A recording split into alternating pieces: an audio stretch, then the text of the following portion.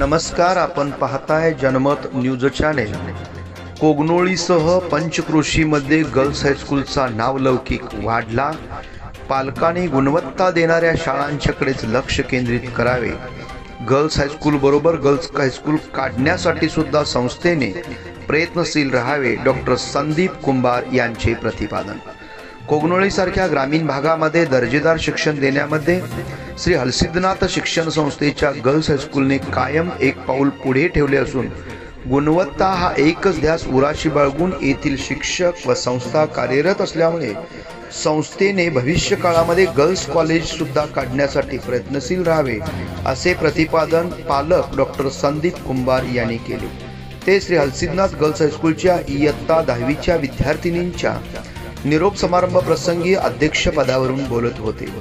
या कार्यक्रमास प्रमुख पाहुणे म्हणून संस्थेचे ज्येष्ठ संचालक राजाराम चौगुले, सौ अश्विनी सूर्यवंशी, ग्रामपंचायत सदस्य विद्याताई भटकर, साधना पाटील, संस्थेच्या सेक्रेटरी सौ कौस्तुरी कोळेकर आदी मान्यवर उपस्थित होते। तर प्रमुख उपस्थितीमध्ये व मार्गदर्शक म्हणून संस्थेचे संस्थापक अध्यक्ष विठ्ठल कोळेकर हे होते।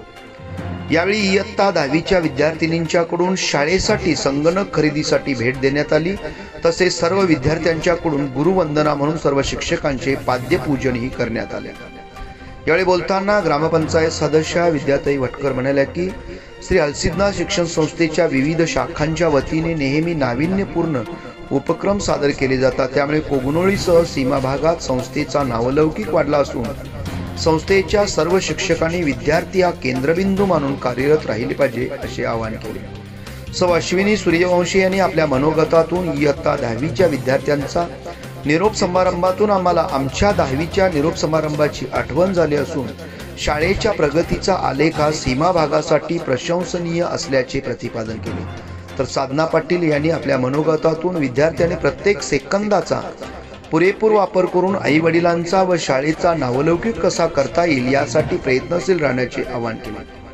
यावेळी बोलताना विठ्ठल कोळेकर म्हणाले की विद्यार्थ्यांनी आपल्या जीवनामध्ये प्रत्येक वेळेचा सदुपयोग करून कोणत्याही परीक्षेसाठी सामोरे जाताना पूर्व तयारीनिशी व आत्मविश्वासाने जावे, असे आवाहन केले। जीवनामध्ये अनेक संकटे व परीक्षा येत असतात। ही परीक्षा आपल्याला प्रेरणा देत असतात, असे समजून कार्यरत राहावे व प्रत्येक परीक्षेमध्ये यशस्वी व्हावे।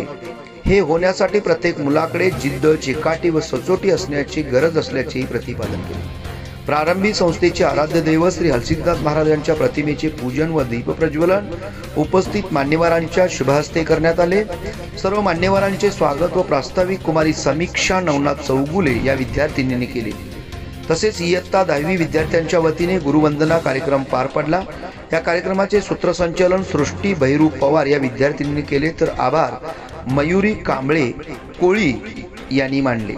या कार्यक्रमास मुख्याध्यापिका तेजस्विनी सुतार, Deepali Kamble, Aarti Shinge, Rajashree Kamble, Bhagyashree Kamble, new English medium स्कूलचे प्राचार्य चंद्रशेखर कुलकर्णी यांच्यासह सर्व शिक्षक, शिक्षकेतर कर्मचारी व पालक प्रतिनिधी उपस्थित होते।